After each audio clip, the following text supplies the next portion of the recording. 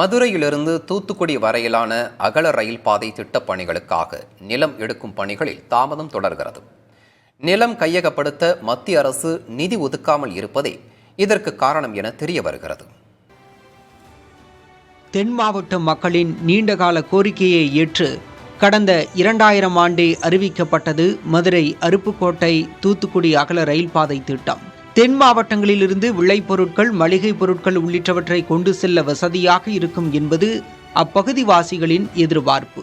திருப்பரங்குன்றம், பாறைப்பட்டி, ஆவியூர், காரியாப்பட்டி, கல்குறிச்சி, அருப்புக்கோட்டை, பந்தல்குடி, புதூர், நாகலாபுரம், விளாத்திக்குளம் வழியாக இருக்கிறது இந்த ரயில்வே தடம்.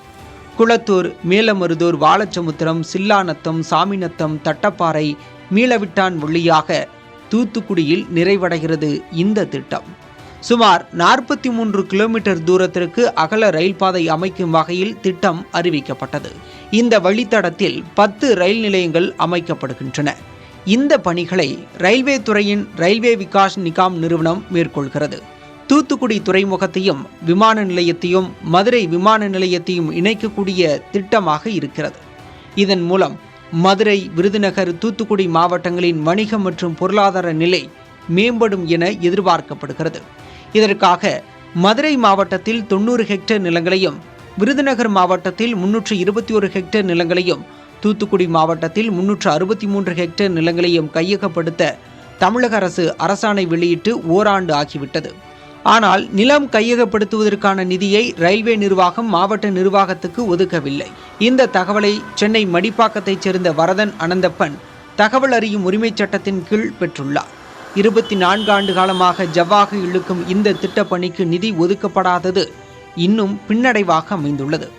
இது அப்பகுதி மக்களிடையே கடும் அதிருப்தியை ஏற்படுத்தியுள்ளது. இப்பகுதியைச் சேர்ந்தவர்கள் 6 பேர் அமைச்சர்களாக இருந்தும், கனிமொழி உள்ளிட்ட 3 பேர் எம்பிக்களாக இருந்தும் பணிகள் நடக்காதது ஏன் என அவர்கள் கேள்வி எழுப்புகின்றனர். இதற்கு அவர்களின் பதில் என்ன? தமிழகத்தினுடைய திட்டங்களுக்கு எந்த ஒரு கூடுதல் நிதியும் வழங்காமலும் நியாயமாக நமக்கு கிடைக்க வேண்டிய நிதிகளே அவர் வழங்காதது என்பது மோடி அரசினுடைய ஒரு வழக்கமாகிவிட்டது. இதனுடைய ஒரு பகுதி தான் மதுரை, அருப்புக்கோட்டை, தூத்துக்குடி ரயில் திட்டம். இந்த ரயில் திட்டத்தை விரைவு நடைபெறுத்த வேண்டும் என்பதில் தென் மாவட்ட எம்பிக்கள் அனைவரும் தொடர்ந்து இதற்காக குரல் கொடுப்போம் என்பதிலே எந்த ஒரு சந்தேகமும் இல்லை.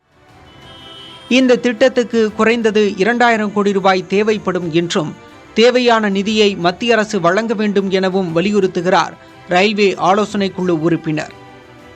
இந்த பட்ஜெட்ல 150 கோடி ரூபாய் நிதி ஒதுக்கி இருந்தாங்க. இப்ப இந்த திட்டத்தை நிறைவேற்றணும்னாலே நமக்கு இந்த தண்டவாளம், புதிய தண்டவாளங்கள் அமைப்பதற்கு ஒரு கிலோமீட்டருக்கு 15 கோடி ரூபாய் வரைக்கும் நமக்கு தோராயமா தேவைப்படுது. ஆனா இந்த திட்டத்துல 143 கிலோமீட்டர்ல 18 கிலோமீட்டர் போட்டிருக்காங்க. மீதி பாத்தீங்கன்னா ஒரு 125 கிலோமீட்டர் இன்னும் போடணும். இந்த 125 கிலோமீட்டரும் போடணும்னா ஏறத்தாழ ஒரு 2000 கோடி ரூபாய் நமக்கு தேவை இந்த திட்டத்துக்கு மட்டும். இதுல இன்னொரு பிரச்சனை, அடிஷனல் பிரச்சனை இப்ப என்ன அப்படின்னு சொன்னா, இந்த திட்டத்துக்கான நிலம் கையகப்படுத்துவதற்கான நிதியை மத்திய அரசு இன்னும் வழங்கவில்லை. மதுரை, தூத்துக்குடி அகல ரயில் பாதை அமைக்கப்பட்டால் தென் மாவட்டங்கள் பெரும் பொருளாதார வளர்ச்சியை எட்டும் என நம்பிக்கை தெரிவிக்கிறார் ரயில்வே சங்க உறுப்பினர் சங்கர நாராயணன். தூத்துக்குடி, அருப்புக்கோட்டை, மதுரை அகல ரயில் பாதை திட்டத்தை விரைவாக முடிக்க வேண்டும். ஏனென்றால் தூத்துக்குடி துறைமுகத்தோடு நேரடியாக இணைப்பு உள்ளது இந்த லைனு. மற்றதெல்லாம் ஸ்டேஷனோடு நின்றும். இது சரக்கு போக்குவரத்து கையாளுவதற்கு எளிமையான லைன் இது. அதுபோக கோயம்புத்தூர், சேலம், கிருஷ்ணகிரியில் இருக்கிற ஏற்றுமதியாளர்கள்லாம் அடுத்த மாநிலத்தை சார்ந்த விஜயவாடா போன்ற துறைமுகங்களுக்கு விசாகப்பட்டினம் போக வேண்டிய சூழல் இருக்குது.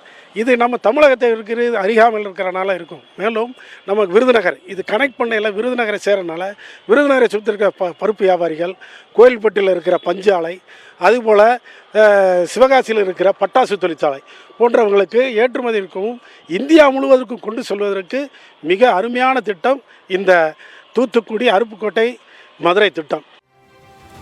இது குறித்து தெற்கு ரயில்வே அதிகாரிகளை தொடர்பு கொண்டு கேட்டபோது தூத்துக்குடி மீளவிட்டான் மேல்முருதூர் வரை 18 கிலோமீட்டர் தொலைவுக்கு 260 கோடி ரூபாய் செலவில் புதிய ரயில் பாதை அமைக்கும் பணிகள் முடிக்கப்பட்டதாக தெரிவித்தனர்.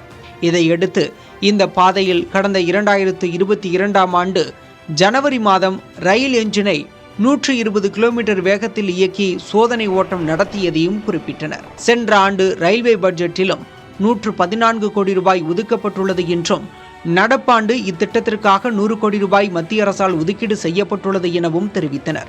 எந்த தொய்வும் இல்லாமல் பணிகள் தொடர்ச்சியாக நடைபெற்று வருவதாகவும் தெரிவிக்கின்றனர் ரயில்வே அதிகாரிகள். புதிய தலைமுறைக்காக ஒளிப்பதிவாளர் லட்சுமணனுடன் செய்தியாளர் பிரசன்ன வெங்கடேஷ்.